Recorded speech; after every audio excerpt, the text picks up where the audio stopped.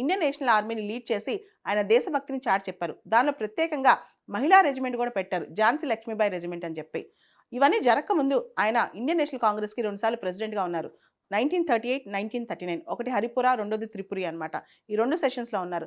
All India forward black కూడా ఏర్పాటు చేశారు. సుభాష్ చంద్రబోస్ ఒక గొప్ప పేట్రియాట్గా, ఫ్రీడమ్ ఫైటర్గా మన దేశానికి చేసిన సేవ మరోలేంది. అయితే గాంధీ గారు మాత్రం ఒకసారి రాజ్ కుమారి అమృత్ కౌర్కి ఒక లెటర్ రాస్తూ సుభాష్ చంద్రబోస్ దేశభక్తుడే, గొప్ప పేట్రియాట్ కాదంటలేదు, కానీ ఆయన మిస్గైడెడ్ పేట్రియాట్ అన్నారనమాట. మిస్గైడెడ్ పేట్రియాట్ అంటే దారి తప్పిన దేశభక్తుడు అని అర్థం. సో గాంధీ గారికి ఆయనకి ఐడియాలజికల్ డిఫరెన్స్ అనేది అలా ఉండేది.